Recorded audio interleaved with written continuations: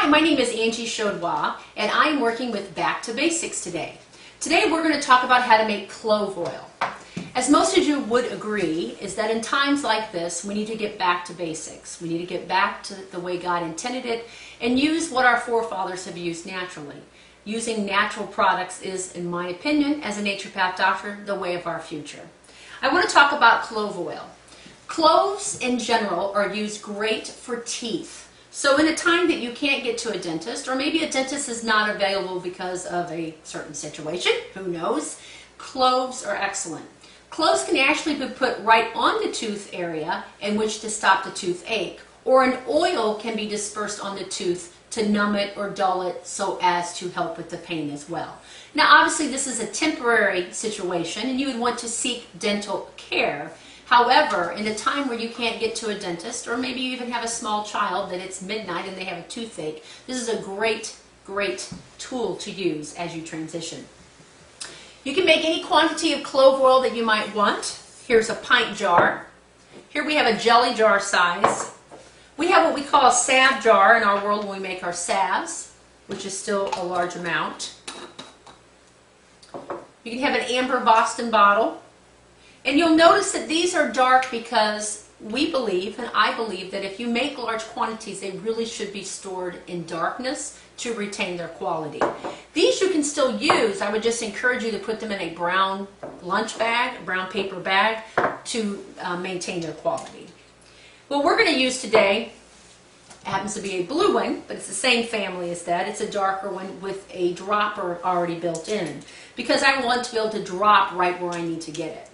Cloves are also used as deworming, and also if you are having lots of throwing up, you can do a clove suppository to actually stop the throwing up.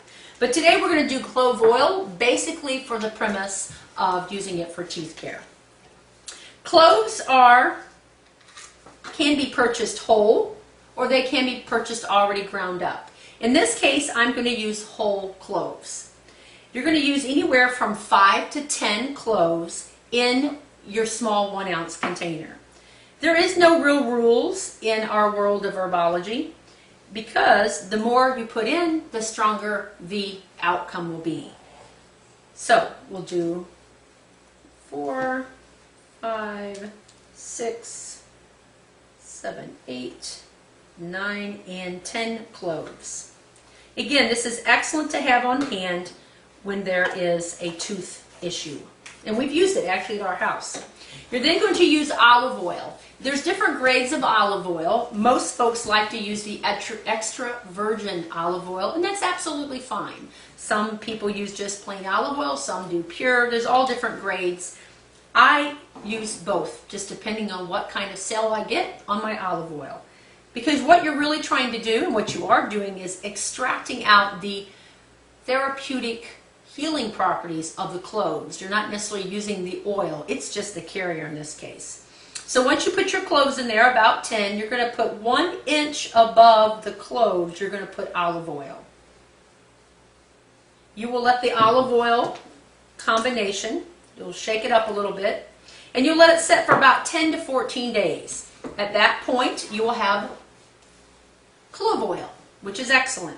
Now some folks like to then take this clove oil and use cheesecloth, the same product that you would use if you did jelly or canning, as a filtering device, and pour the mixture through the cheesecloth into a different container so there is no clove and it's straight oil. You absolutely could do that.